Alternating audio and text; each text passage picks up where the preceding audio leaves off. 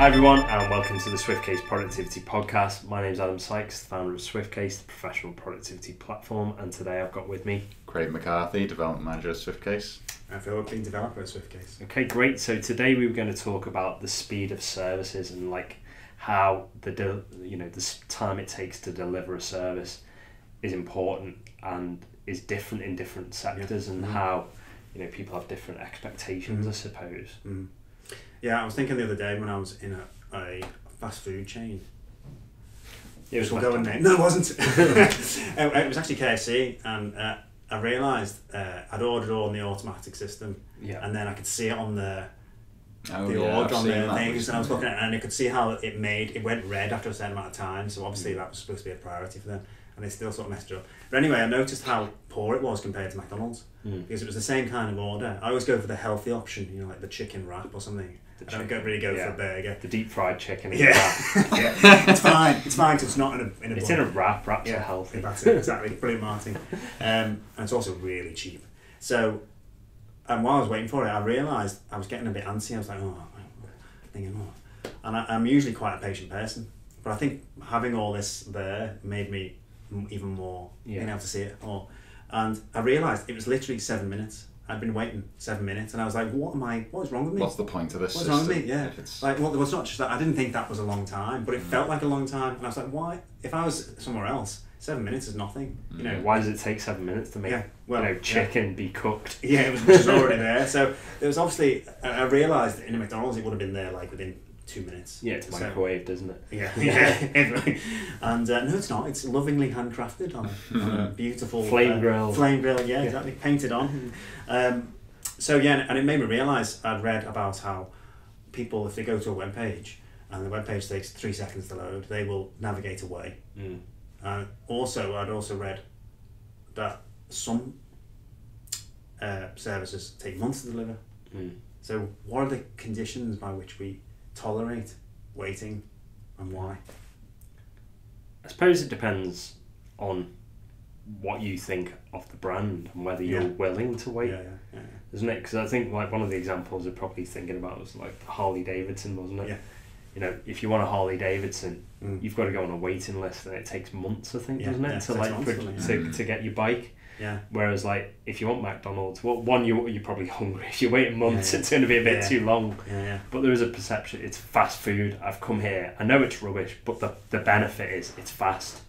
So the benefit's not the quality of the food, is it? So whereas a Harley Davidson, you're prepared to wait because the benefit's meant to be, the quality of the craftsmanship, or the just the status of owning a Harley Davidson, rather than, I don't really know, bikes, whatever's the rubbish moped that you can pick up same day.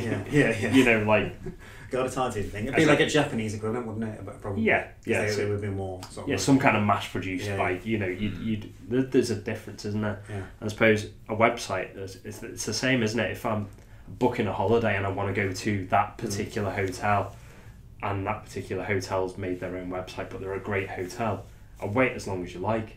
But if I'm just browsing around for something going, whatever, and I've got no relationship to that brand, I'm not going to wait at all. I'll go to, you've taken too long. I think it's more important now than it ever has been, really, because we're living in a world where everything is a lot more instant than it used to be.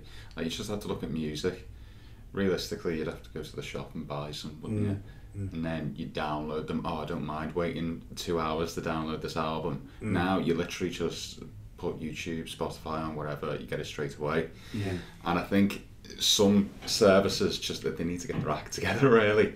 But you see it everywhere, and it really annoys me as well, because to go to the supermarket stuff, everything winds me up about them. But I went to one of them the other day, because they've recently closed the other one that I go to normally on the way to work.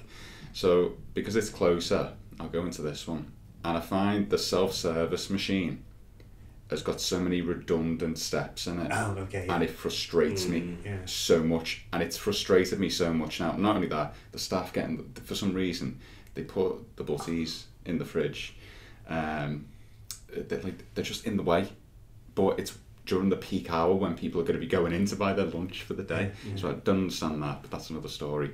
But the self-service machine, it just takes far too long, and that's grown to the point now where I actually walk a little bit further to go to the other shop, even though it's less convenient, because I just find the experience so much better, and I'm willing to go a little bit further to do that. And that's not taking that long from going, I don't want to wait in a queue, so I'll use the self-service. Now the self-service isn't quick enough. Exactly. And you get this kind of like... It's really simple stuff, like I have to select that I want to use my card, my contactless card. I know that the shotgun's all about Sainsbury's, isn't it? It is indeed. Because I know all the different machines and their quirks. Sainsbury's is the most stupid machine ever for the self-checkout, that most people nowadays who are going to use self-checkout are going to pay contactless. No one's going to pay cash. So why do you need to press the button? It's automatic.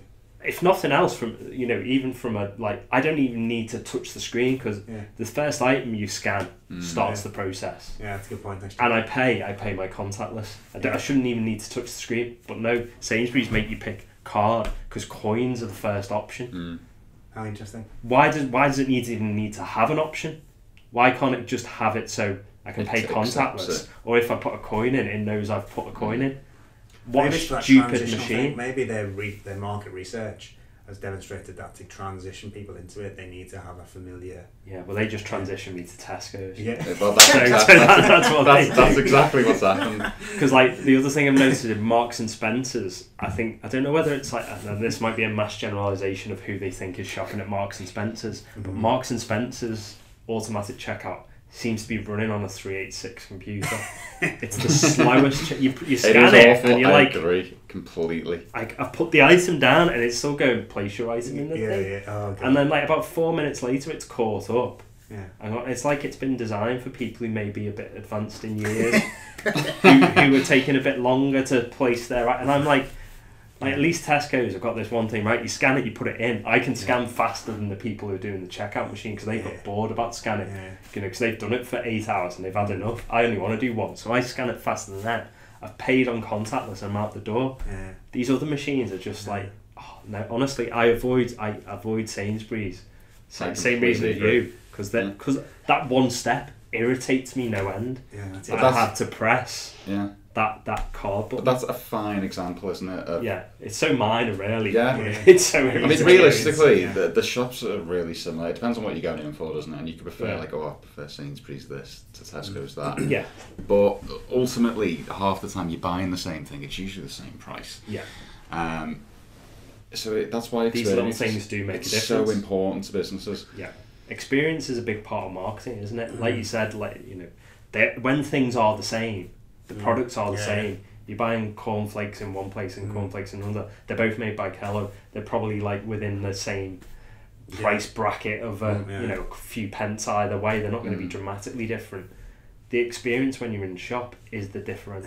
It's like you're forced to be there, so it should be pleasant. Anything to make it easier for the customer. It's why streaming is so popular, because realistically, if you wanted to get the same film or music, in the past you'd have to download it and spend 3 hours. It's why gaming's going into streaming as well, because now when you buy a game, you have to sit there, even though you got it on a disc, sit there for 4 hours before you can play, because it needs to install everything. That's where I think we've got a massive gap, and we could build a new company around this. I think there's a big problem that you can't stream food. And bear with me, I don't mean you literally stream Tell me more. Star Trek thing, but it's so difficult to just it's so pointless, isn't it, shopping for food? So you want to because it's not like clothes, is it? Because clothes, you kind of you need to try them on because of size. You need to it's a bit more. You don't buy them as often, so you don't mind kind of ordering online, trying them on, sending them back. It's not that much of a hassle. It's a bit of a pain. It's not that much of a hassle, and that could be improved by better standardisation of measurements. Or I've seen something where it scans your whole body, so it tells you whether the clothes fit. So that's kind of the. But food, you've got to do it every week. You kind of know roughly what you buy. There must be a way where we can just kind of see patterns in what people want to buy in food and kind of just have it so it delivers and turns up. Interesting. And you just set a budget that I want to spend £50 a week, or whatever it is, size of the family, and it just brings you food and you eat it, and it brings you more food next week. You know, and it kind of like, not the Hello Fresh where they've ripped you off because they've chopped up the ingredients for you or whatever. But just what you would buy. But just what you'd buy anyway, because like the problem at the moment is just going to the supermarket's a pain. It's a pain it's a worse pain with kids. It's the worst thing ever with children. I've done it twice with children, I think. It's horrible. Because they don't want to be there. You don't want to be there, but they really don't want to be there. I used to annoy my mum so much when I was a little boy. The revenge comes later. You know, but like standing at the checkout. Why are you standing at a checkout in a shop? It should be like online. We just click it. It's nearly 2020. It should be. You know, it's just a pointless process. Even the automated versions takes ages, and there's still queues because they haven't got enough of them. Even the scanners you shop, you then have to go and place all your items on. So they haven't improved that enough. But ordering online, it's very hard to do it without seeing things. And it takes quite a while, unless you're like really boring and you have exactly the same food every week. It's very hard to order online because you've got to go through and pick all the ingredients. And it's hard to work out that, like, well, actually I'm going to use half an onion on that. So I could use half an onion the next day on a different dish. It leads to a lot of food waste as well. So it leads to a lot of food waste. Whereas if you actually had something where it kind of, like, almost like Spotify, where they give you mainly the food you want, but they throw in a few other recipes that you might like based on the algorithm, what meals you currently like. Do you know what? And it provides you food. That's what we're making next week. Well, I don't think Tesco are that far from that, because I get emails. Well, I used to. I don't use my club card anymore because I don't think anyone does. Emails saying, "Oh, we see that you've spent money on these items when you've scanned your club card. We've got these special offers on this week for some products you might like." So I don't think they'd be that far off, because I think it's doable. They can see what your shopping habits are. Yeah, and just deliver me my shopping without me actually asking. Yeah, because I think every other technological improvement has kind of replaced a butler to a certain extent, and the butler would take care of, you know. I just want to be fed. Yeah, so you know that's the angle. That's the big time waster. But I don't want boring food. Yeah. I don't want the same meals. It's easy if, like you said, if you go, and I always see this on those programs where they go eat well for less, and like these people have the same meals. They go, "Oh, Tuesday is taco day," and you're like, "You've made that up." You're the most boring people ever, that you eat the same food every day. Yeah. Like for a set thing for years on end, and you have the same food every single day, every single week. I mean that's got no one. Surely no one does that, and if they do, they need some help with their life. Yeah. But like, I think most people do. I mean, I'm not saying I do. We have different stuff all the time, but I would certainly accept that I would have more or less the same lunch every day. Oh no, I can't be. Yeah. No, like, I mean, we used to go to the shop every day. Before we had kids, we'd go to the shop every day and we'd have a proper recipe. And it was like, we'd think what we wanted. But that took so much time, and like, you just can't do that with kids, and like, it's just not possible anymore. It would just be great to kind of have that kind of spontaneity, but without having to think about it and go through the effort of looking for a recipe. Because I find it very frustrating trying to curate recipes that I want to eat. Yeah. So you don't in the end. You just imagine you could actually get the weather involved. So like it goes, oh, it's going to be sunny at the weekend. You've already put your barbecue food in, or like stuff like this. You know, I think there's definitely a missing step. That that'd be brilliant, right? So if they turned up and they said, "Hey, is there anything you just want to reject?" Yeah. You can say, "Oh, I've still got enough strawberries. I don't need that." Or even if it did that before they came. How would it do that unless it monitors your fridge? It could come up on an app. If it came up on your app, this is what you're getting this week, and you go, "I don't fancy that." Yeah, that's good. But it's easier to take a couple of things out than it is to honestly. We did do the online shopping, but it used to take like hours. Yeah. It used to take like at least an hour because it's not as simple as it though. It's not as simple as going having a trolley and going yep. Yeah, because it's I think we talked about this before. You don't get like the kind of same like you could obviously you could sit at home with a VR headset on like doing your shopping, but it might make it easier. But I just think, do we really need that? Actually, the disruption would be just have food turn up. That's actually really interesting. I think that would work really well. Yeah. So if anyone wants to steal that idea and want commission, drop a comment below about what you think about this. Maybe we can disrupt the supermarket industry and kill some of these supermarket giants. Yeah, and check us out at swiftcase.co.uk.